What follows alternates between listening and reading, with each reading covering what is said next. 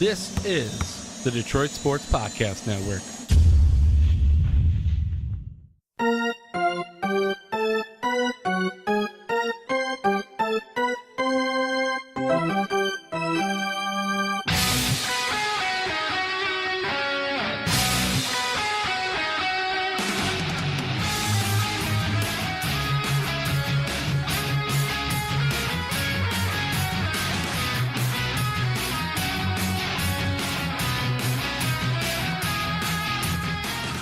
And welcome to the latest, the freshest edition of Tigers Talk with Chirco and Company. I'm your host, as usual, Vito Jerome Chirco, alongside my sidekick, my partner in crime that is the Doc, John Macaroon. I am Smack Talker Skywalker, and I got a mic saber for a hater.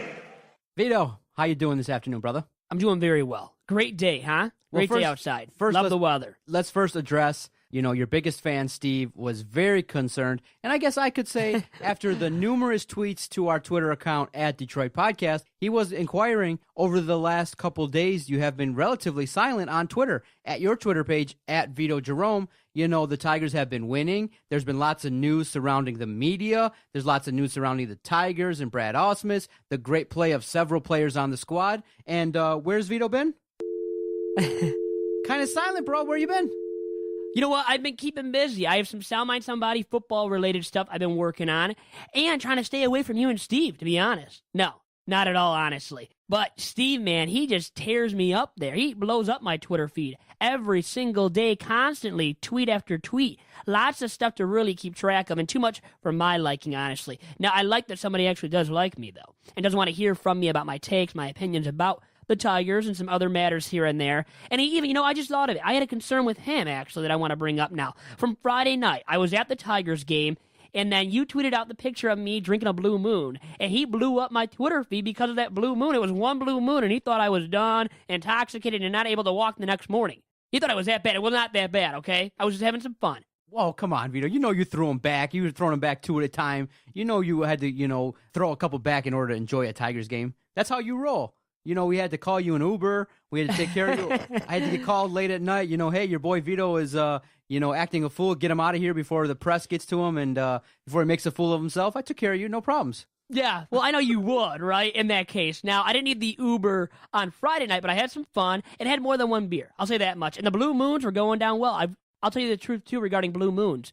I've never really had a Blue Moon, maybe one other time prior to Friday night. Now, I don't know if you're a Blue Moon man or know much about the drink itself, but it's a little bit different. There's something to it that's different than your regular Budweiser, or as it's now called, American, I think it's called now, Budweiser, until the election. But, Doc?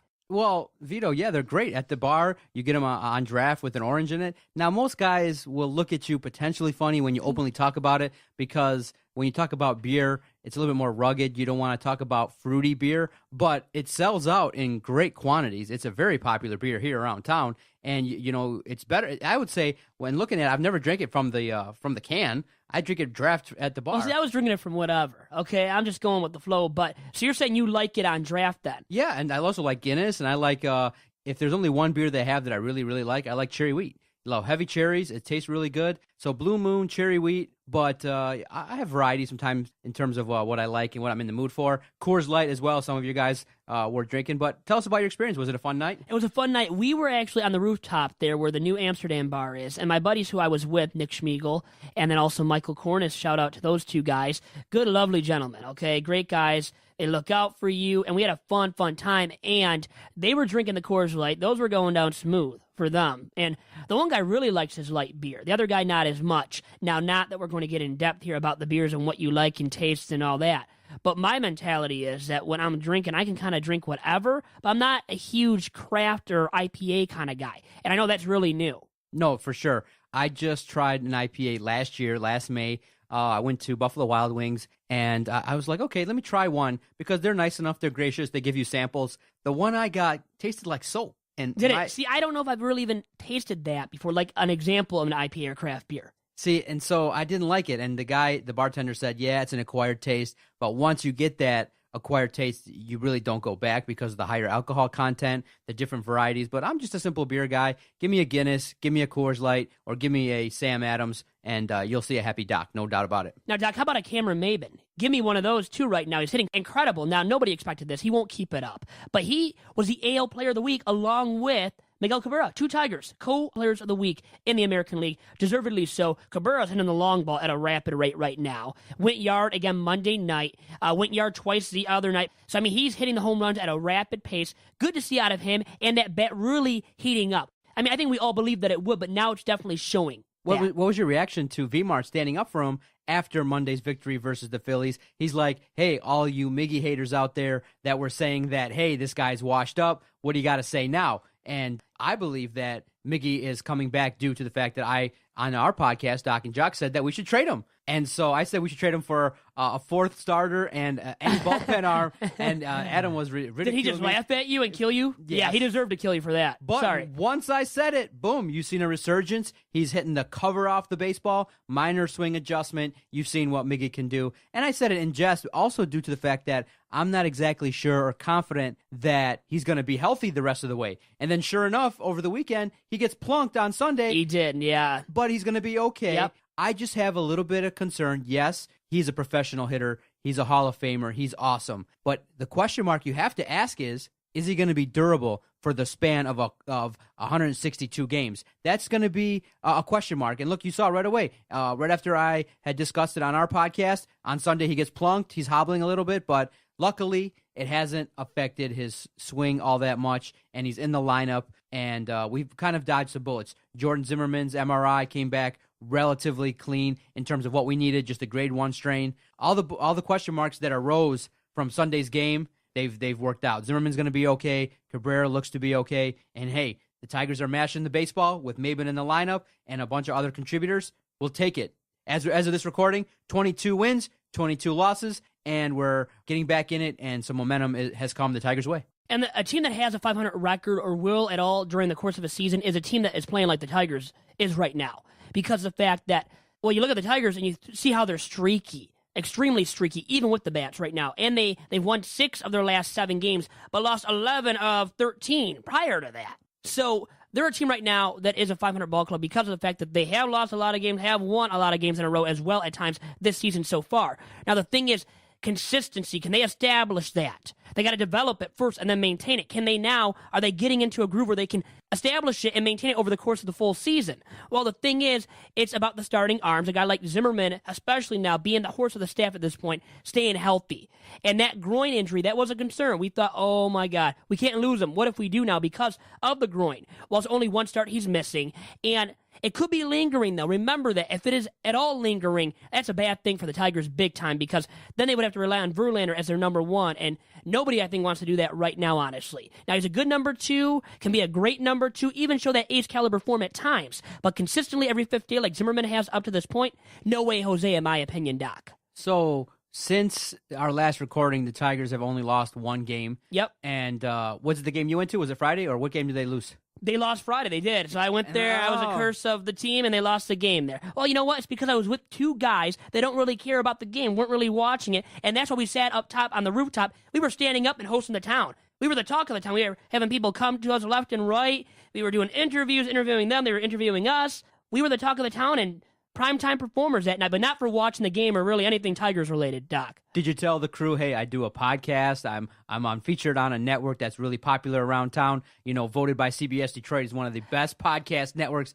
in the area? Did you kind of flash that to get well, the guys know who I am and what I'm doing. Did you get any female attention? I did, but later at night, not at the Tigers game. So I was with the 2 dudes, and it was due time. Okay, I'll say that much. Well, you know what? On Friday night at the Tigers game. You want to know what I care about due time? Let me hear it. What do you got? Oh, there he is again. Brad's back. He's not giving a shit again. Brad Ausmus in his finest form, purest act yet. And you know what? So the team's been good since then. How about that too, Doc? Well, wait, fast forward. So yes. After the game, after they lose, you do get a chance to interact with some females, and they were giving you some attention? They gave me some attention finally. Not because of the podcast, probably. Okay, they don't really care about the Tigers and my Tigers talk and knowledge. Now, I wish they did because you'd be a ladies' man. We'd all be ladies' men at this podcast network. Now, I don't know if that's true outside of Vinny and maybe myself here and there, but I don't want to pump myself up and make it sound like I'm a ladies' man all of a sudden. But I get out there, I interact with the females and the males, and we talk Tigers with the males, not so much with the females. And that was the case once again Friday night.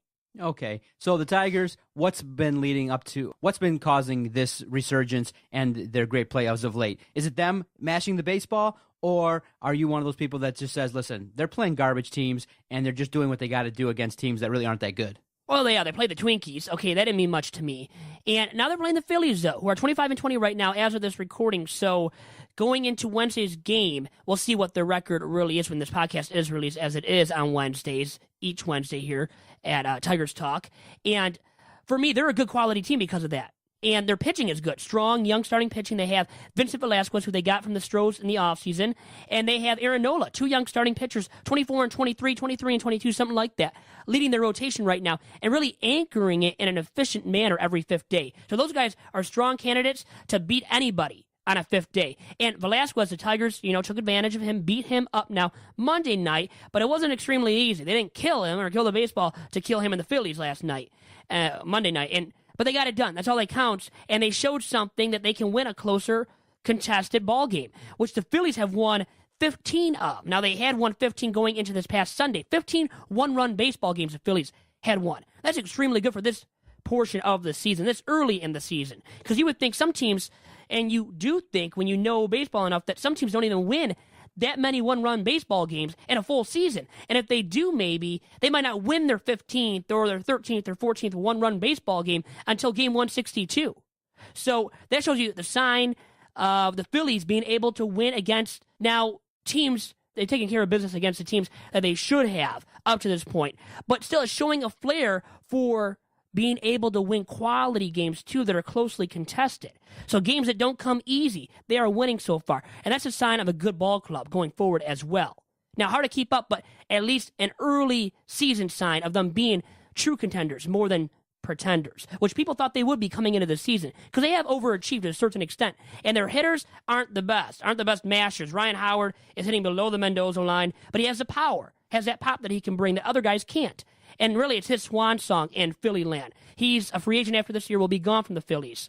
But if they can kind of shut out the Phillies hitters, which they should be able to do, Verlander going Tuesday night, if he can have a quality performance, pitch 7 or 8, well, you know what? They should win Tuesday night too. And then Wednesday, it's Aaron Nola on the mound for the Phillies. So they might not score a ton of runs, but if they can score, I think they would have to get going early, especially against a young starting pitcher. Don't let him get into his groove. If you attack him early, then he's done probably for the rest of the game. So they better score the runs Wednesday. Now, if they do, this could be a 3-game sweep, actually, of the Philadelphia Phillies, which I think would be impressive at this point in the season.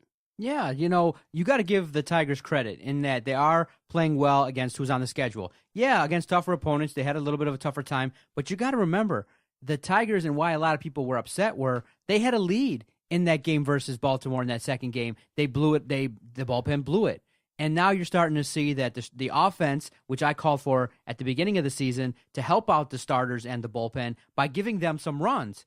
When you're scoring 5 and 6 runs a game, it makes everything so easy in that, hey, the bullpen still has given up runs late in games, but the offense has come back the following inning and provided them more runs, more run support. And K-Rod has been a guy that has been resilient and now is among the league leaders, either 1 or 2, in saves in Major League Baseball, even throwing, a bunch of sliders and, a fastball that doesn't even hit 93 or 94 miles an hour. So things are coming together. They are playing a better brand of baseball, a little bit less, a lot less errors, and Brad Ausmus's seat has cooled way down. And it's good to see. It's been fun, especially with the beautiful weather outside. A lot of people have been going to Comerica, and tonight JV is going to go out on the mound and hopefully get us another series win. And the thing is, right now, they're getting those timely hits late in the ball game, too. They're not just having these early 8-run spots in the first or second inning, as they did last Monday night against the Twins, when they almost lost and blew that game. That probably would have cost Brad Ausmus his job as manager of the Tigers, too. So they've come from that. Really, they've been resilient because they could have said, we're done here, we're not good enough. They have persevered, right? And they've gotten better since that losing streak when they lost 7 in a row, lost 11 of 13. And since that really badly played game in the mid to late innings Monday night against the Twins last week at Comerica, a game they should have won by a lot of runs because they were up 8-0 after the first inning. And Zimmerman, well, he wasn't as sharp. We know that.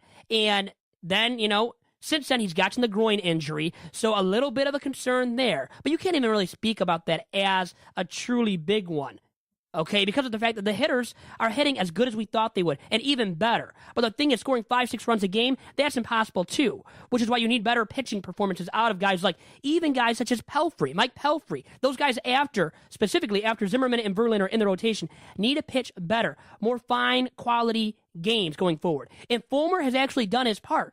I've really been impressed with Fulmer. He's a guy to bring up that really has impressed me up to this point with his performances for the most part, as a young guy, as a rookie, too, in the bigs. He's been good and more consistent, honestly, than a guy such as Pelfrey or as Anibal Sanchez as well. So two guys right there who were veterans coming into the season, and Fulmer's looked more like the veteran on a consistent basis thus far than Anibal Sanchez and than Mike Pelfrey, and obviously more than Mike Pelfrey, who, as we've talked about on this podcast ad nauseum now, he might end up being a long reliever, relegated to that duty in the bullpen eventually, or just cut completely because they have no role for him because he's that darn bad. Now, he was a little bit better Monday night. He wasn't horrible, okay? He survived long enough to where the Tigers had a chance to win the game and won a closely contested ball game. I believe it was a one-run game. They won that the Phillies lost, which the Phillies have won, like I said, all year long, instead of the Tigers. But the Tigers came through, and that showed me a good sign as a Tigers fan watching a team that maybe is better than I thought, too, because they won a game like that, where you might have thought going into it with Pelfrey on the mound for the Tigers and Velasquez, a better starter than Pelfrey on the mound for the Phillies, that the Phillies had the big upper hand in that game going into it. They did, but the Tigers' bats came alive. And they have a lot now through this good stretch of baseball that they have had, winning now 6 of their last 7. And that's been impressive. And really, the guy who has been spearheading that, even more than Miguel Cabrera, has been Cameron Maybin. And I bet he'll end up being your toast of the town as we talk about that later in the pod today. But it's been all the bats collectively. And if they keep it up, Miguel, Vimar, at the pace that he's still hitting at, Castellanos is still hitting very well. Up there among the batting average leaders in the AL at 348 as of last night, from my knowledge. So these guys have high batting averages. Miguel Cabrera's batting average has creeped above 300. And Maybin, just below 600. These guys are all hitting. And you know what as well, Doc, to take into account here about all these guys and what they're doing? They're mashing at the right times, the most opportune times when there are runners on.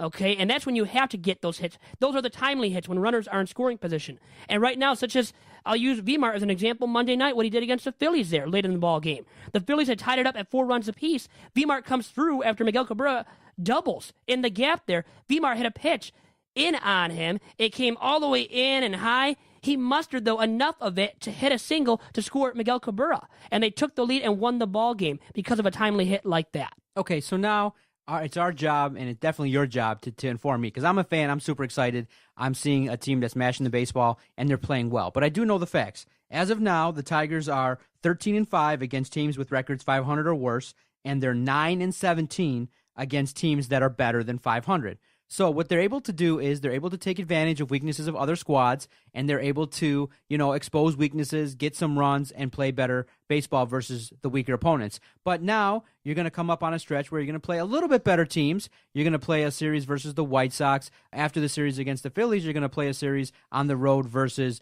the Athletics, the Angels. And then West Coast trip. And then you're going to come back and play the Yankees, and then a key matchup versus the White Sox. So what's the true barometer of this team?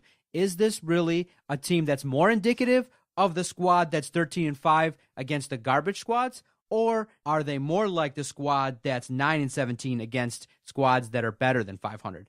What do you think? Well, when they weren't playing well against those teams that are above 500, that's because their hitters weren't matching as well as they are right now. And that tells me right there, exemplifies my concern about the Tigers and the theme of the Tigers season so far, which has been inconsistent play. And a reason why, going forward, they might not be consistent either. And that means they can play well against those lesser foes, beat up on them, those teams that are under 500, like you said they have so far at 13-5. That's a great record, a great mark if you can keep it up, too. And that's doing what you have to. That is a good sign as well at the same time, because you have to do that to be a good competitive ball club all year long. But you got to beat up on those above 500 ball clubs more consistently. At least get to 500 with that, and then you can stay 10 games above 500 against the rest of the foes that are below 500 in the AL and NL, and that means you could be a playoff team then. But you got to be closer, and realistically, a 500 ball club against those teams at 500 or above as well to be a playoff team by the end of the season. And that's why, for me, to give you a barometer where the Tigers are at, I would say they are perfectly where they're at 22-22, a 500 ball club. That's really That's truly what they are right now because of inconsistent play.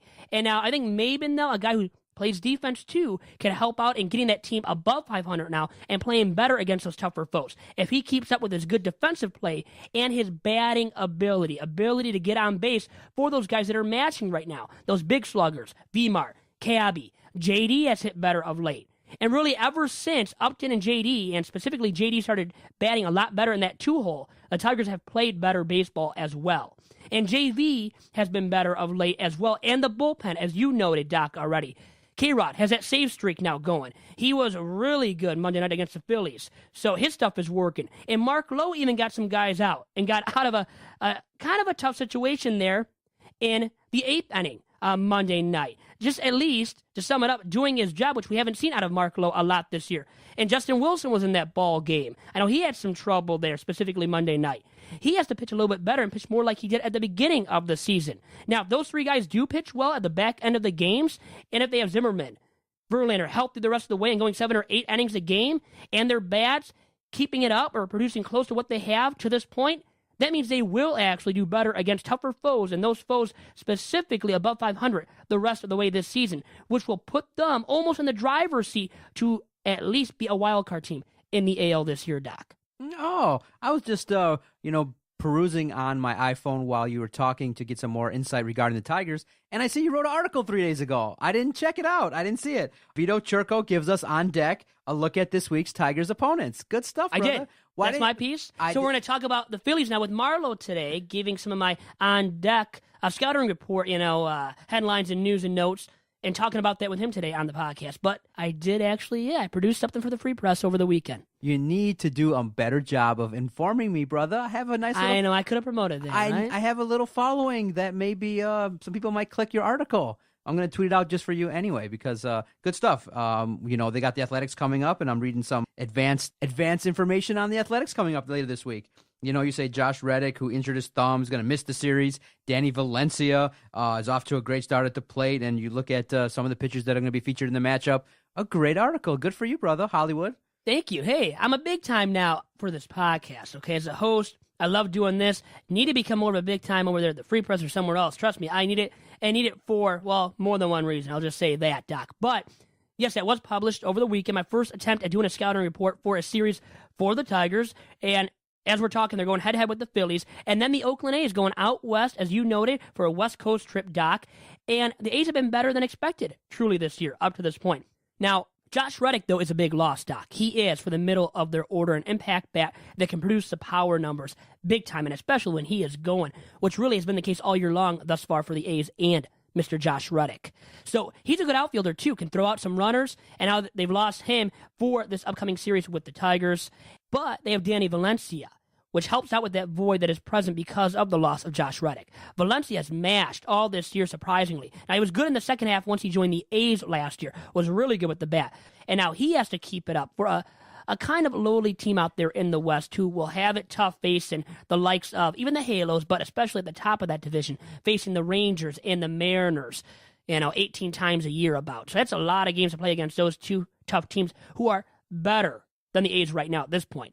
And the A's now going forward need Sonny Gray to be better. We'll see if he can do that the rest of the way this season. Real quickly, off subject, did you see Pittsburgh pitcher get plunked in the face by a 92-mile-an-hour fastball? He was a Pittsburgh Pirate pitcher, and he was batting and got unfortunately hit in the face, and he might not be, I think his name is Brian Volsong or Ryan Vogelsong? Vogelsong, who pitched for the Giants back in the day? Yeah, I believe so. Check it out. Check it out on YouTube. He gets plunked, and it hit him so fast that he barely had any time to get out of the way. And another sign that these helmets got to be a little bit safer for these athletes. It got on him quick, and there are some slow motion shots too. But he might not ever be the same because he got hit straight in the eye. In the eye. Well, you know what? All these direct shots up the middle to these pitchers where you can't even react in time because, if they're throwing fastballs, any kind of pitch is 85 to 95 and above, well, you know what? You can't even react to those in time because they come off so much quicker off the bat. And that's why these home runs that batters hit when they connect off of fastballs or pitches 90 to 95, 95 to 100 miles per hour, which are going to be the fastballs,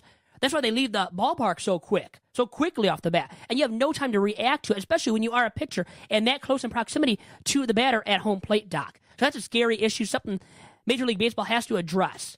And, it might not be the big CTE/concussion issue that the NFL is currently dealing with or other sports are currently dealing with. But Major League Baseball, how to make it safer for the pitchers, Doc? They have to do something about that. So, yeah, that's a still that I've seen in a lot of the articles. That was a straight-up shot. That messes you up right there. Yeah, and he signed a 1-year deal after the Giants did not pick up his contract. And, he got plunked, 92 miles an hour. When you see it, it gets on him fast. Like, he literally gets hit, then he goes down before even flinching. So it was unfortunate for him, but really, I do kind of think about pitchers every now and then when they're in their motion and how they react quickly to these baseballs flying at them, and you just wish that the game could be a little bit safer for them. But what do you think about those unusual helmets that some of the pitchers are wearing? A couple that I've seen in Major League Baseball that helmet hat per se. They have more cushion, for the pushing, some more protective pads and cushions in there. And it's in there because, it's protecting the pitcher from those line drives up the middle that maybe hit the guy in the noggin. Because you can't control that from happening and you can't react to it properly or, in enough time to really get out of the way of those kind of hits that are line drives up the middle at the pitcher. So I like it because it's extra padding, extra cushion, like I said, and you kind of need that to supply some more safety in Major League Baseball and for these pitchers who are really in harm's way all the time, Doc. We know that much, and we saw it right there. Now, Ryan Vogelsong there, that was him batting or pitching on the mound. Was that him batting there? That was him batting. Batting, that's what I thought. Well, and that's the thing, too, getting out of the way of pitches that are coming at you so quickly. That's hard to do as well. And some guys have some great hand-eye coordination. The batters typically do and can get out of the way of some pitches. But even, the best of the best, at times when you're throwing 100-mile-per-hour pitch or something like that fast in velocity, even the best of the best that have great hand-eye coordination can't get out of the way of those kind of pitches, let alone a pitcher who's not used to batting, remember. So you think he's going to react in time to get out of the way of that kind of pitch coming at his face? Not so fast, my friend. Probably not going to happen, and not going to happen for a lot of pitchers in today's game who don't bat that often. And in the AL especially because there's a DH, so unless you're in interleague play, the pitcher is not going to bat in a single game, the whole entire season in the American League because of that DH rule. Now, in the NL, the pitchers bat, they bat ninth, whatever. They don't hit that well, though, and still aren't used to hitting, okay? And some of them that are coming over from the AL, they have no experience built up before going over to the NL, so good luck to them when they try to face, a Clayton Kershaw, Jake Arrieta pitch over there in the NL, or the likes of all those great starting pitchers today, and those ones that can really bring the heat, late in games that are the closer types too. Those guys, like in a role as Chapman throwing 100 miles per hour plus. Good luck trying to react to that pitch in time. And that's where you really can't do too much more, though, for those batters. They really are they're innocent victims that you can't really provide too much protection for, Doc. You just have to face the pitcher, deal with the pitch, and the repercussions of a pitch hitting the batter and hitting even a pitcher who's up there to bat and really doesn't know what he is truly doing at the plate. Now, Vito, before we talk to your colleague at the Free Press, Marlowe Alter, I'm definitely curious to talk about what you think about Brad Ausmus at this point in time. His seat was red hot. Does he get credit now that the team is playing a little bit better for keeping the squad together, for having that meltdown, for not actually, for not, crumbling under the weight of the super tough expectation that is placed upon him because of the payroll, because of the fact that the media, the fans, and most people that look at his job status believe that he doesn't belong there. Has he done anything that you've observed, or does he get no credit for this recent week, or what credit should he get for the play of the Tigers in the last week? I think at least a little bit. You got to give him some kind of credit, and it might not be the full credit that you would get on an exam for getting an answer correct, 100% correct, but you give him partial points, partial credit where you can get that like in a math problem when you set up a problem the right way with the right kind of equation put into solving the problem. Well, okay, so he kind of did some of that, right? Put the right equation at least out there by being fired up, by acting a fool, realistically, and going on this epic tirade. It looks like he heated up the Tigers and their bats especially. So I got to give him at least partial credit for what the Tigers are doing currently, Doc. Okay, good. Yeah, I would say the best way I would describe it is he gets an honorable mention from the Tigers Talk podcast. And hey, as long as he's not costing them wins, we'll take it, no doubt. No doubt any day of the week, because we want to see him make some better in-game decisions. Well, when the bats are hitting as well as they have, Well, guess what? He looks a lot better because there's not as many tough in-game decisions to make. But also, his guys have come through of late, and especially, like I said, Monday night. You saw a guy like Justin Wilson come in, Mark Lowe come in, do his job. K-Rod has made it a lot easier on him this year compared to last year when he had no true closer, especially after Soria was dealt. So K-Rod will help out a ton. And Brad Ausmus making his decisions and looking good after making those decisions as well, Doc. Okay, let's take a quick break. And after you speak with your colleague, who else will be joining us on this very Tigers Talk podcast? We have Ryan Schuiling as well. Big guest coming in today to join us on episode number 42 of Tigers Talk with Chirco and Company. And he is the host of a radio show called The Schuiling Report. Aptly named, right? The Schuiling Report. And it's out of Lansing for 92.1 FM. We'll be right back after this quick commercial break. Looking for team apparel for your high school, your club sports team, or corporation? Then look no further than Top Cat Sales, located on the east side of Main Street in downtown Royal Oak, between 11 and 12 Mile. Through founder and former University of Michigan quarterback John Wangler's leadership, Top Cat Sales has developed a tradition of selling and distributing custom Adidas team apparel with the very highest quality and the very best service. Get your organization, school, or club team all in with Adidas today by going online to TopCatTeamSales.com. Once again, Top Cat Sales' website is TopCatTeamSales.com. And also, you must give them a follow on Twitter at Team Top Cat.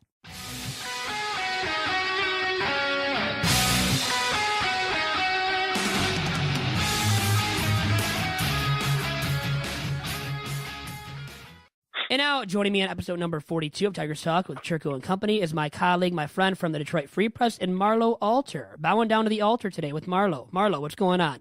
Glad to be back, Vito. Glad to have you back here on the show. And you know what? We got to talk about your Phillies right now. And Tigers are playing them. 3-game set. Took the first game Monday night. Vincent Velasquez now got beat. And I loved seeing that. But I got to give you credit and Velasquez credit.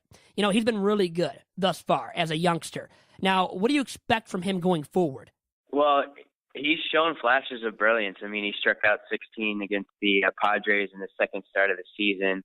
Obviously, he's got a live arm. You saw last night throwing 95, 96.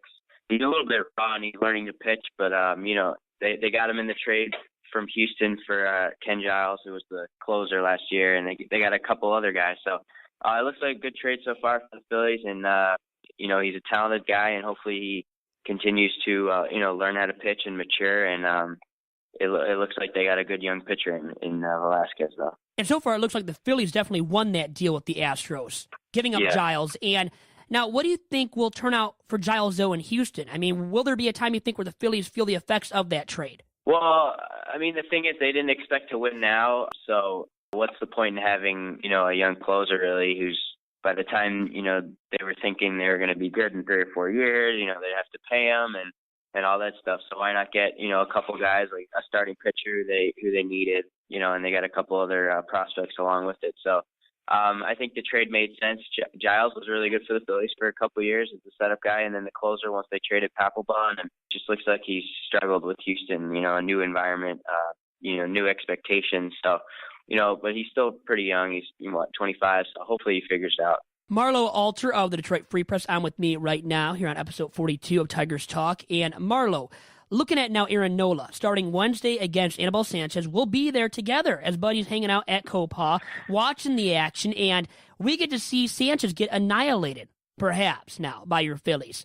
What do you think about the matchup? What's your outlook for it? I don't know about getting annihilated. You know, the Phillies, I think, have the second fewest runs in the league. You know, Monday night against the Tigers, 4 runs. I think they had 10 or 11 hits. I mean, that's close to their season high. So they've got to win those type of games. So, you know, if they get, you know, 4 or 5 runs against Sanchez, I think they got a great chance. Nola has been really, really, really good. You know, he's a 7th pick overall in 2014. Really mature pitcher. You know, he's only 23. I think he'll be 24 in about 10 days. Really mature. Good. You know, he's got great changeup, a great 2-seam fastball. He kind of throws from like a 3/4 angle, so he's got some good movement there. You know, he's pitched 7 innings or more in 7 of his 9 starts. Really good control. Doesn't really walk guys. I think he's 3rd in the NL in WHIP. So yeah, he's very advanced and mature for his age. And you know, obviously the Tigers haven't seen him, so I think advantage Nola, advantage Phillies. But you know, with that offense, if the Tigers can touch up Nola, you know, maybe 3 runs, that might be enough. Yeah, because the Phillies' offense has been so anemic, as you already noted, thus far this year, and it might not turn around much this season at least, where you have Ryan Howard hitting. I know he was below the Mendoza line and hasn't done much better since we talked about him and looked at his stats last week there, and he's produced the power. He has that in his bat still. But the thing is, I mean, what do the Phillies, you think, expect to get out of him? And what do you expect yourself as a fan and as a follower of Major League Baseball and the Phillies from Howard the rest of the way this year? I mean, he's really been struggling. I think he's 4 for 48 in May, 3 of those are homers. So, he does have, I think, 8 home runs, but the power is too infrequent and too far in between. I mean, he's really bbeen bad for the past couple of years now. He's getting up there in age. The Phillies just called up Tommy Joseph, who was, once a few years ago, he was, a really top prospect. He's battled some concussion issues, but they moved him from catcher to first. He's starting to take some time away from Ryan Howard. So, I mean, if Howard continues to struggle like he did last night, I mean, waving at 3 pitches from Justin Wilson in a key situation, if he continues to do that, it's probably going to be Tommy Joseph's job. And, it's tough as a longtime Philly fan to see Howard, go out this way. I don't know if they're just going to cut him loose. I mean, this is the last year of that Albatross 5-year, $125 million deal. Maybe he can help an AL team as a DH maybe or a pinch hitter, but it's tough to watch, really. Yeah, Marlowe, it's been an ugly swan song so far out of Ryan Howard there in Philadelphia. And now, what will you miss from Ryan Howard, and what will you remember about him and his impact on the Phillies over the years? Well, yeah, I mean, he helped. He's a key piece of the 2008 World Series team, only the second, World Series championship in Phillies history. So, we'll always remember that. He's always played the game hard. He's been a fan favorite. He's never been one to criticize teammates or the fans. He's taken his bumps and bruises along the way. We'll always remember his 2006 MVP season. I think he hit like 313 with 58 homers in his second. Really, it was his first full season in the league because he won Rookie of the Year in 2005. So yeah, I mean, he provided as much power as really anyone during 2005 to 2010 or 11 until he tore his Achilles in the playoffs, and that's really been it for him. He hasn't been the same since. Has it been the lasting image of Ryan Howard for a lot of Phillies fans there, in your opinion? Definitely. I mean, that 2011 team won, I think, 100 games. They had the 4 aces and Cliff Lee, Hamels, Halladay, and Oswald. And that Game 5 against Chris Carpenter and the Cardinals was one of the best games in recent postseason memory. 1-0 game. Carpenter beat Halladay, and 2 outs in the ninth. Howard's the last guy, and he grounds it to the pitcher and tears his Achilles. And that was kind of the end of the Phillies' run there. They haven't made the playoffs since. And most of the guys from that era are gone. It's just Carlos Luis and Howard are the only 2 guys left from that 2008 championship team and really that era. So, yeah, it was tough to watch, and ever since then it's been the beginning of the end for Ryan Howard. Yeah, the dream of winning titles here in Philadelphia was over after that injury to Ryan Howard. Now, is the dream over for Ryan Howard in Philadelphia to the extent where you think he deserves to be cut and that you would make the move yourself if you were the GM right now and running the baseball team there in Philadelphia? It's tough, I mean, he does. You'd have to eat the rest of the contract this year, but it's been talked about for the last couple of years. They've tried to trade him to a DH, the American League, to be a DH. He can't really play first base anymore. He's always been a below average first baseman, and now obviously with his body breaking down, he's even worse. So yeah, with a guy like Tommy Joseph coming up, I think they're going to look to have him hopefully take over first base. Honestly, I would keep Howard around just as a veteran guy. He could pinch hit a little bit, bat against righties here and there. But, it's a tough call really for, the new regime in Philadelphia. But either way, Howard will still be well remembered and well respected, when that team comes back and they honor those guys. Yeah, he deserves to be held in high esteem when he does come back, when that team is honored in the future, Marlowe. You are absolutely right.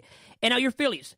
They are up to some winning ways right now at 25-20. Can they keep up those winning ways for the rest of this year? Yeah, Vito, they're definitely one of the surprise teams in the league for sure. Last year, the worst in baseball. I think their young pitching has really surprised. Nola's been really good. Velasquez is, has a sub-2.75 ERA. They got Jeremy Hellickson, who's been pitching well, some other guys. And the real surprise has been the bullpen. Genmar Gomez leads the league in saves with 16. They got some other guys, Hector Neris, who's pitched pretty well. Do I think that will continue? Do I think that they'll end the season, with around 500? That would be tough. I think that they've been pretty fortunate. I think you said they've won 14 one-run games, which is like 4 or 5 more than anyone else in the league. So they're bound to probably lose a couple of those games. But I don't think they're going to fall and collapse completely. You got to give a lot of credit to McCannon. He's done a really good job managing, a bunch of young guys. And, if they win, 75, 80 games, that's a heck of a season from this team.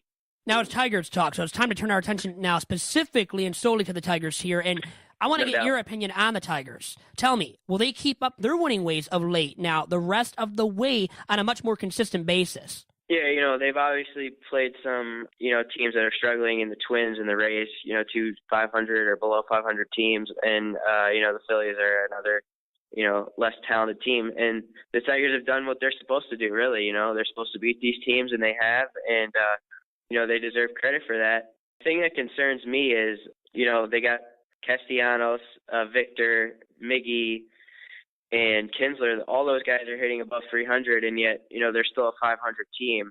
So, I'm not sure Castellanos is going to continue to hit 350. I feel like some of those guys are going to come down a little bit, and they're going to have to rely on the starting staff and the bullpen, and that's been a question mark all season and coming into the season, really. You got K-Rod's been pretty good. I think he's obviously been a key ingredient with regards to holding down the closing job. But yeah, like I said, and obviously they have a lot of veterans. So you're thinking, so far they've been pretty lucky on the injury front. They've survived, but Zimmerman obviously, tweaking his groin, and I think he's supposed to miss one start, right, Vito? Yep. Coming up.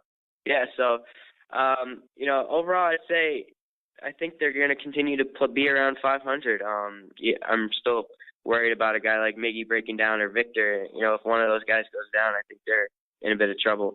So it sounds like you think the Tigers are still pretenders at this point in terms of being able to contend. Is that true, Marlowe? Yeah. They have the talent, obviously. If their offense is up there with anyone in Major League Baseball, I'm pretty concerned about the back end of the starting rotation. Verlander, obviously, has been up and down. And then, the middle inning bullpen guys have kind of struggled. I think they'll figure it out, but in the end, I think the starting rotation is a pretty big concern. So overall, I think they're, a mid-80 win team. I don't see them sneaking in the end. And Marlowe, with that, I'll let you go here on this week's edition, I should say, of Tigers Talk with Chirco and Company. Hey, Vito, always great to talk to you, and we'll see you Wednesday for some more baseball. I will see you Wednesday for the Tigers. Yeah, Tigers game against the Phillies, a matinee game there against Philadelphia. So I'll see you then, Marlowe. Thank you very much, and have a good one. All right, thanks, Vito. And back here on Tigers Talk with Chirco and Company, and we had now Marlowe Alter from the Free Press join us for the second time in the history of Tigers Talk with Chirco and Company. Doc, what did you learn now from my man Marlowe, my colleague at the Detroit Free Press? Well, it was a very interesting interview.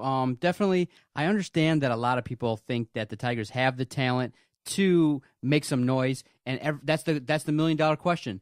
That is the thing that everybody's looking to figure out is, can this team put it all together at the right time? And I got a feeling that it could happen, but it's going to take a couple moves from Al Avila at the trade deadline. I don't want them to pilfer the minor leagues because you're starting to see not great depth, but some increasing depth in terms of pitchers with Boyd, Fulmer, some great hitters going down. There's some great hitters now at AAA. So I'm kind of curious to see what kind of moves need to be made. They just got to add a couple more pieces, and then you could say, hey, if they get hot at the right times, then, hey, you could contend. Always great insight regarding the Phillies and Ryan Howard, but, hey, this is the Tigers, baby. We're gonna hopefully they defeat them, and you have a great time at the game you guys attend.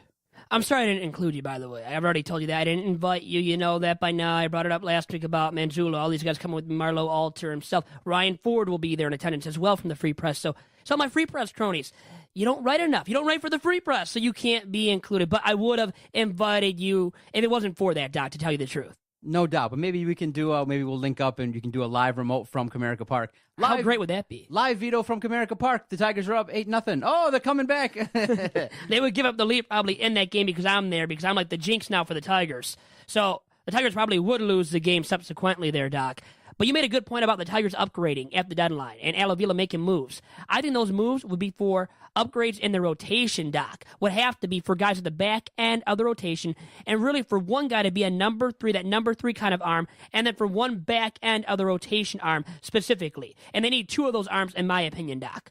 All right, Vito. Let's see about getting Ryan Schuiling from 92.1, the team, on the line and see about talking about his thoughts about the Tigers as well, and a rant that he had on his radio program last week talking about your field, the media field. I'm curious to see if he gets on the line here, what his thoughts are. Coming up next.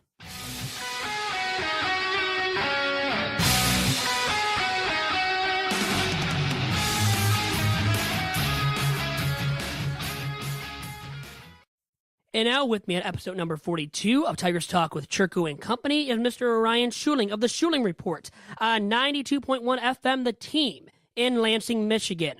Ryan, what's going on today?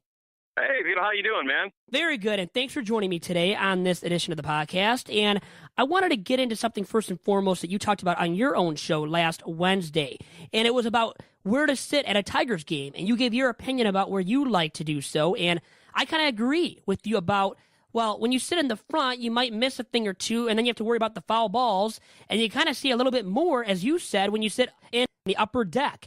And tell me why you really do indeed like that a lot more, that vantage point, more than sitting up front and center, down the left field line or down the right field line. Well, for me, it's about following the game action. And people go to the games, as you all know, for different reasons. Sometimes it's to be close to the players, something you can't get with the television experience. Might be to get a foul ball. Might be just to socialize and be out at an event to be seen. For me, though, as a purist, as somebody who played the game, who's coached the game, and somebody who's also announced the game, I like to have that perspective of the entire field where I can see the game action, what's going on, where the ball goes, where the defense is lining up. And I think from that kind of eye-in-the-sky perspective, you get a really good sense of what to anticipate on the next play. And for me, again, from behind home plate, you can see balls and strikes a little bit better on the edges of the plate. You got a really good idea, was that a strike or not? And I've sat in the outfield, I've sat down the line, I've sat everywhere that you can in a baseball stadium. And a lot of times when you're in those other locations, you're kind of guessing like, well, I don't know if it was a strike or not. When I'm behind home plate, I can get on the umpire and know that, I saw that. Why didn't you? So for me, it's just a better perspective to take the game in, to see what's happening, and to really follow the flow of the game. And also on your show last week, I know you talked about controlling the message now, how the Tigers front office has tried to do that and has, it sounds like, successfully perfected that with some members of the media, and what these members of the media covering the Tigers have been able to relay to the masses, to us as public, consuming the messages expressed by the members of the media. And I know you have a problem with that, with the censoring of the press, which is restricting, as you and I both know, the First Amendment. And there is nothing right with that whatsoever. And you were talking about it. And now give me your opinion on all that. When you hear that kind of stuff, elaborate now for my listeners and I about why that is wrong, and always wrong when a professional sports team or any kind of entity does that to media members covering that entity. Well, it's a great question. And to me, it's about serving the function of the press, which is a service to the public to get the truth, to shine daylight upon things that might be otherwise cloaked in darkness, and to present a fair, honest, and accurate picture to the audience. And that's all I ever ask for. And as a member of the media, that word literally means media, medium, in the middle. You're in between the sources of the news, which in this case, the teams, the players, the coaches, and the actual fans. And because they don't have the type of access the media does, our job in the media is to ask the sort of questions that the average fan, listener, viewer would want to ask, and to get to the bottom of things. And what really strikes me as being odd and counterintuitive to the First Amendment that you just stated is that there is a freedom of the press, and that should be celebrated. That should be embraced. That should be promoted. That should be encouraged in all walks of life. It's our most sacred right. There's a reason why it's the First Amendment. And I take that very seriously. And anybody that tries to squelch or silence or chill freedom of speech for their own prerogative, their own interests, there's just conflicting motives. And I've worked on both sides of this, whether it's in media relations or as a member of the media in terms of hosting a talk show. And when you work for a team and you're in that environment, your job is to promote the product, and it's to paint it in as positive of a light as possible, to draw interest, to increase attendance, to have people spend money on your product. And when you're beholden to that, you sacrifice a lot of the objectivity and really the honesty in presenting the product to people that are buying it. And when you misrepresent that in a way that I think sometimes teams do, then that's lying to your audience, and I'm just not going to support that. And so when access is being determined, whether or not you can cover a team, whether or not you're granted a credential for a team, based on what type of coverage you provide, and is this guy positive? Does he rip us apart? Well, this guy's pretty negative, and I don't like him, so we're not going to issue a credential. I got a big problem with that. And as you stated, I said that on my show the other day, and it's a big part of why I believe, and this is my opinion, that Tony Paul, for instance, of the Detroit News, has not been given a beat writer job yet, even though he is far and away the most talented, informed, and I think provocative baseball writer that's in the state of Michigan. And why has he not been assigned a beat? I think the Tigers might have something to do with that. And I think it's time that somebody in my position that sees it from both sides, that's been in the business for 20 years, tell the truth and kind of pull the curtain back a little bit and let people know exactly what's going on. This whole kind of good old boy network and people kind of looking out for one another to look the other way when something's going wrong, that's a dangerous precipice that we're kind of standing on. And the only thing that I ask for is the same kind of access and freedom to speak that the Washington Press Corps gets in covering President Obama whenever there's a scandal. When Governor Snyder here in Lansing, just down the street from me, was going through the Flint water crisis, what if he had control over what media could say, what they could report on? Well, that would be ridiculous, and that would be doing a disservice to the public. But for some reason, in sports, it's acceptable for the source of information to control that information and to control the media who send that information out. And to me, that's wrong, and I don't think it gets talked about enough that if the President of the United States and the Governor of Michigan doesn't have control over the media, then by God, the teams that play sports, that are games that people watch, shouldn't have that type of control. So now, what do you think about members of the media that go out of their way to protect those working for a team like the Tigers? You know, to protect somebody such as Brad Ausmus when he was dealing with all this ridicule for his mismanagement of the ball club and such. You know, those guys that have done that. I mean, I see a guy like Chris McCoskey of the News who has protected Brad Ausmus a lot when I think he should have ridiculed him and criticized him in a way that I think Tony Paul would have as the beat writer of the Detroit News. Well, Tony and I have talked about that very subject, and it's a good point. I think as long as you're honest, fair, and accurate, you should be free to say whatever you truly feel. And, you know, I harken back to a time when there were columnists like Joe Falls who would literally get into feuds with somebody like Sparky Anderson or other athletes in town because he wrote too edgy, too provocative, too opinionated of columns that rubbed teams the wrong way. Joe Falls is a legend in that town in Detroit, and for a reason, because of the way that he was willing to cover teams. And he was first and foremost beholden to his audience. But what we've gotten into, sports is such a big money business now, and there's so many jobs at stake and people's livelihoods at stake. For instance, you mentioned Chris McCoskey, and I don't know him very well personally, but he's got a job on the line. He's got to provide for his family. He's got to earn that money.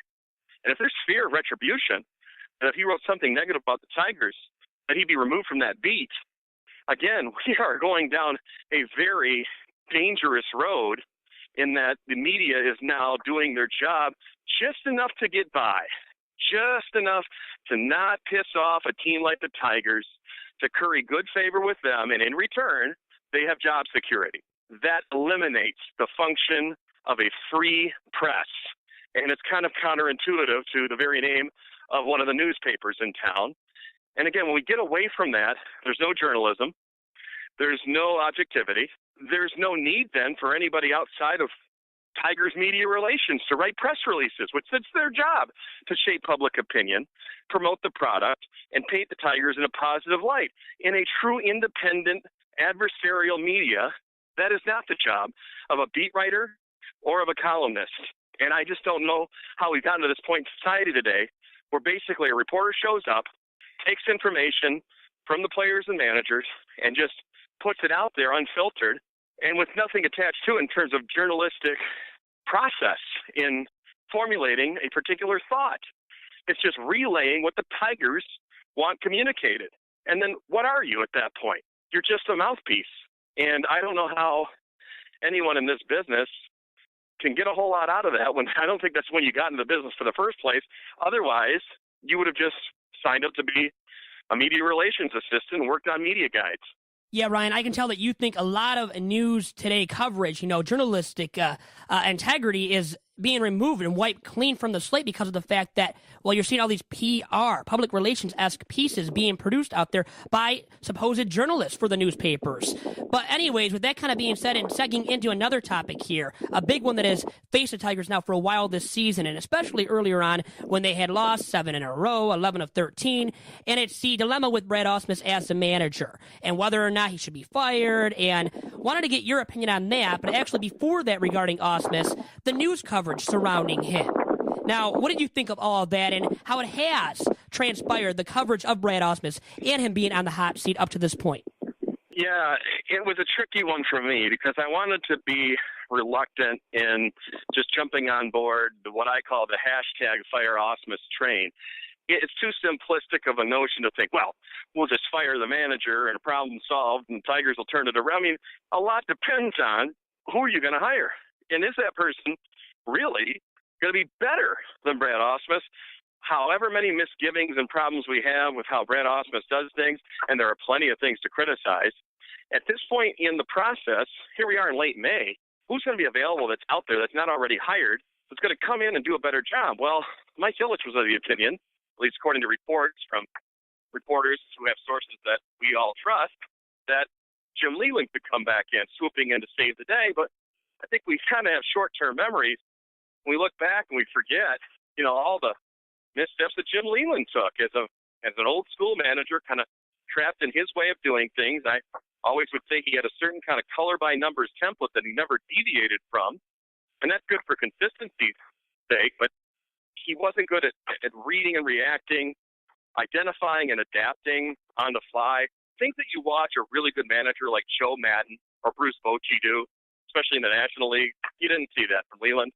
And you're not seeing it from Ausmus. And that's disappointment because I think Brad was younger, and we would have assumed more educated. He went to Dartmouth, more open to advanced analytics, modern sabermetrics, the findings that those types of people who do research on end, like Sam Menzen and Jay Sartori, and implementing those into his daily routine, whether that be making up the lineup, assigning bullpen roles, adjusting defenses like we see with all the shifting. And too many times we've seen Brad Ausmus screw up the most basic things, like a double switch. He didn't either know he could do it or forgot about it, and Gene Lamont didn't remind him that there was a double switch that could have been done that would have saved him in that Washington series from having James McCann being the last at bat. A Jared Saltalamacchia double switch in the pitcher spot is a basic move in the National League, and he didn't think to do it.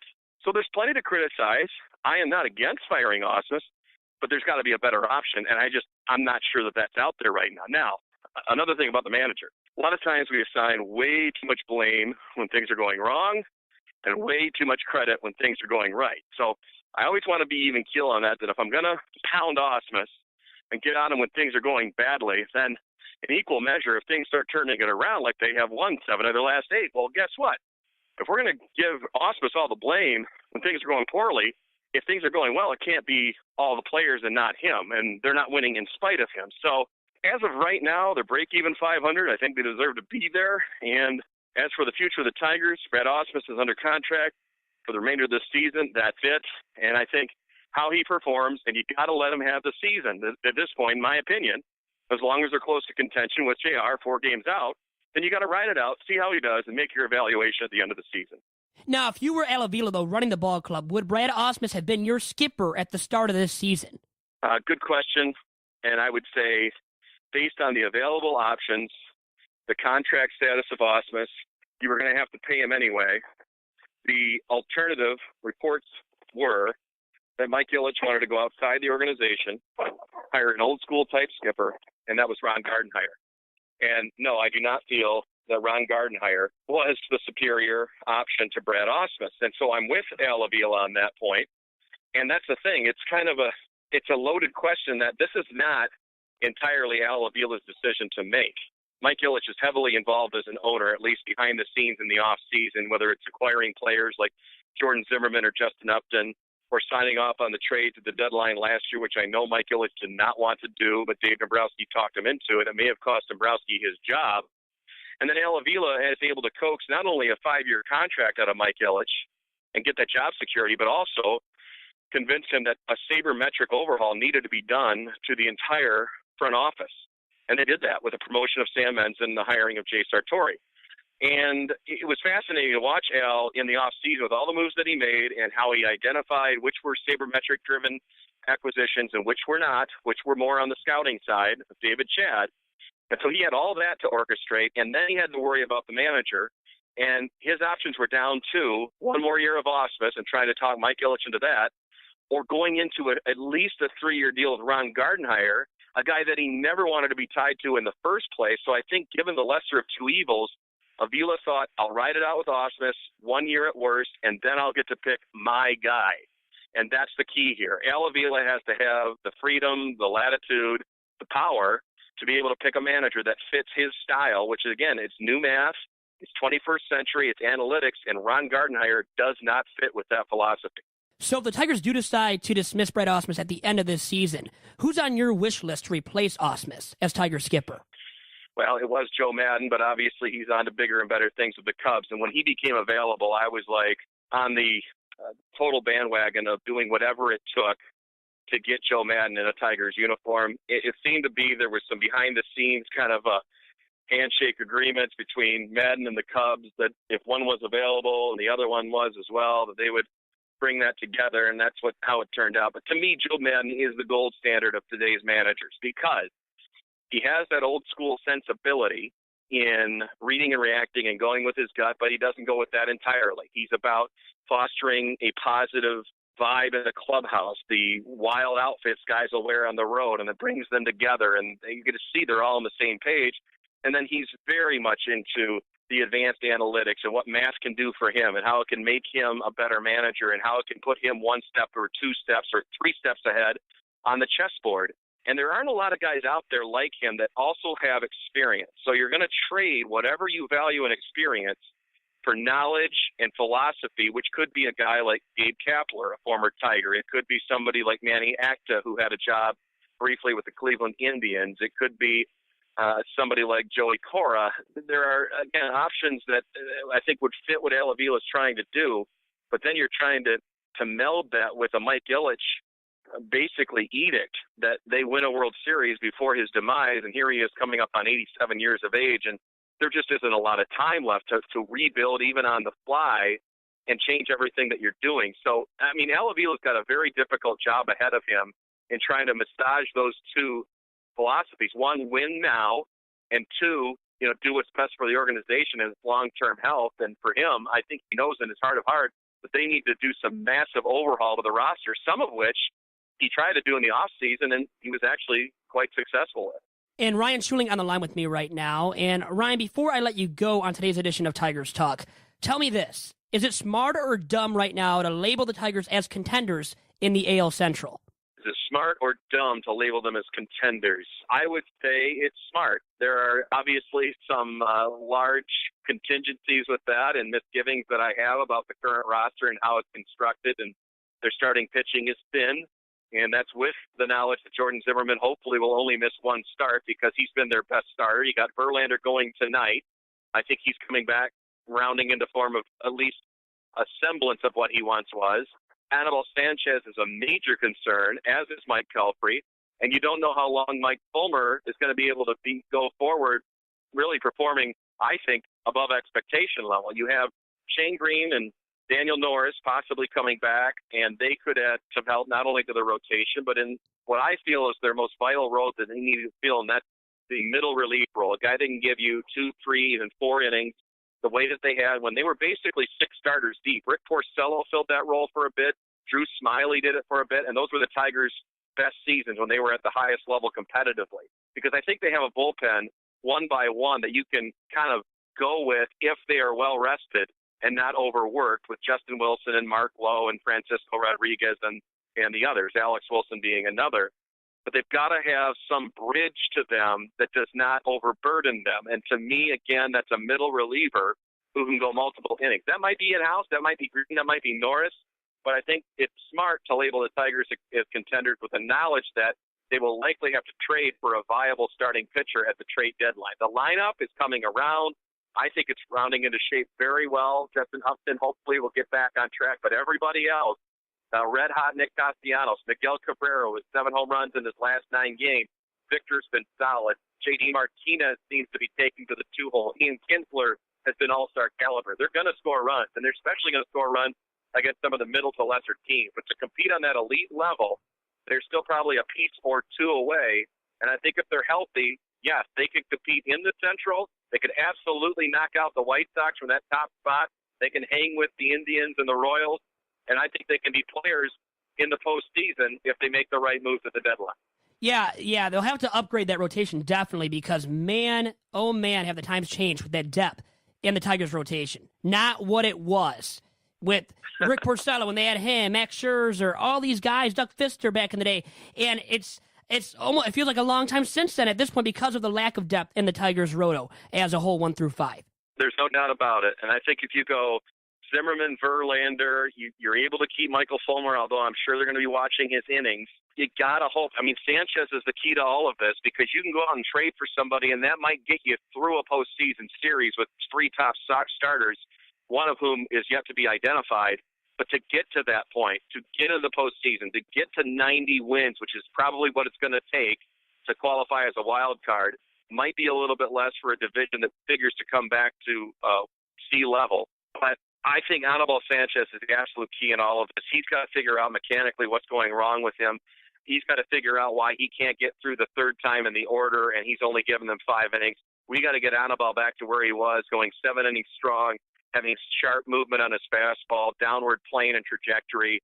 And I'm sure they're working with him on all those things in his in-between starts bullpen sessions. No Anibal, it's going to be really tough even to get into that conversation. So all eyes for me are on Sanchez and how he turns the corner here, if he turns the corner. Yeah, what you get out of Anibal Sanchez in that 3 spot in the rotation is a big wild card going forward. And I know one thing, Ryan, about yourself.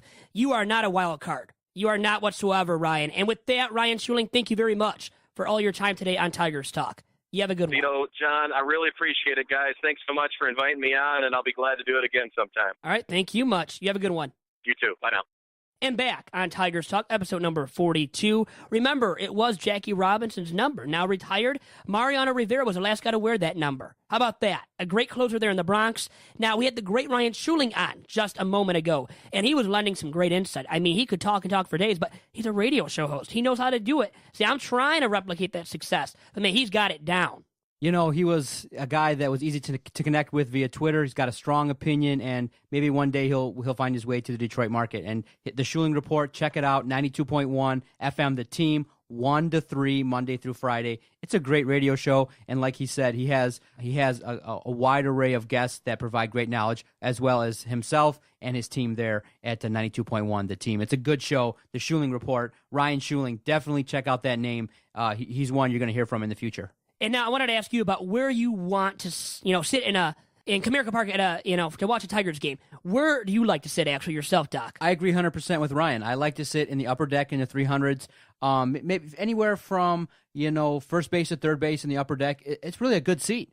If you sit anywhere in the first 10 to 12 rows, you can see everything. It's a good experience, and the tickets are relatively inexpensive. So, I'm okay with the sight lines at Comerica, and I'm good with sitting in the 300s. It's affordable, and you can get easy access to the vendors too. In the 300 levels, you can go, a couple steps down 10 rows, and boom, you're right there. And then you can get your 2-3 hot dogs and be all good to go, right, Doc? Almost. But now you're not eating that kind of stuff. You got to cut that out of your diet. And have you done better with that? With cutting the calories, Doc? Down 7 pounds in 2 weeks. 7 pounds or less you are, and look at you looking great. You got to keep looking great, though, for those kids and wife at home, right? And now it's the summer, so you got the chance to definitely accomplish that, Doc. And you know what? Aaron McMahon, my man, the McMahon, has been on the Schuiling Report in the past. So I am proud to say that he is a member of Tigers Talk now, as well as part of the McMahon Chronicle segment. And Ryan was great. Great thanks to him once again. Great thanks to Marlowe Alter as well for joining us on today's edition, episode number 42 of Tigers Talk with Chirco and Company.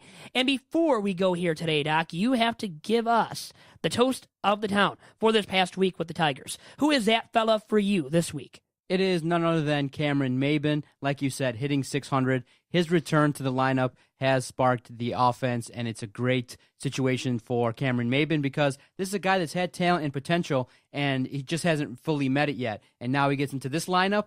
Oh, my goodness. He's kind of, allowed, he's come up. He's had clutch hits, key walks, and he's a guy that made that great play into the, was that him again? Crashing into the wall, that was him. Defensively, has been an upgrade. And when you move Ghost out of the way, hey, Justin Upton's been sitting the last couple games. I don't even miss him. Cameron Maybin has done his job. Stephen Moya has done his job. And Jason Jarvie on the Motor City Sports Rant podcast that comes out every Monday, he said it. An outfield of Moya, Cameron Maybin, J.D. Martinez, you could do a lot worse. You could, but that's not going to last because of Upton's big contract. Right? It's an albatross of a contract Let's move it. So Upton has to play, and he won't be movable because of that big contract. You can move any contract if someone wants it. If he can just get on a roll at the right time. But then the Tigers want him. And the Tigers want him. It defeats the purpose of dealing him. Right now, it'd be to get rid of that contract because Moya's hitting so well. But the thing is, can you trust him, Moya, the rest of the way? Not really if you want to contend truly and compete for a division crown. Compete at least for a wild card spot, if not the division crown. And Ryan Schuiling said it. He thinks these Tigers are contenders based on the strength that they're hitting, though. There are weaknesses in that rotation in the back end of it. And Anibal Sanchez, the biggest wild card, in my opinion, he said the same thing. What are you going to get out of him in that 3 spot in the Tigers rotation? Not much to expect based on his performances thus far this year. And realistically, all of this past almost year and a half now.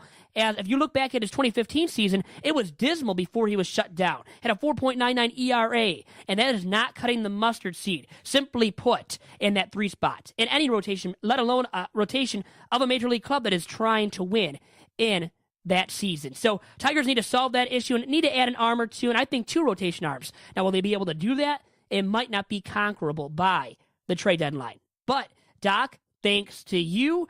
Thanks to everybody for tuning in. And thanks once again to Marlowe Alter from the Free Press and Ryan Schuiling of 92.1 FM, the team in Lansing, for joining us on today's edition of Tigers Talk. I might not see you next week. Actually, I think I will. We're recording at a different time, but it will still be released, the podcast, on Wednesday. All right, guys? So until then, have a great week, and I'll talk to you then. Goodbye.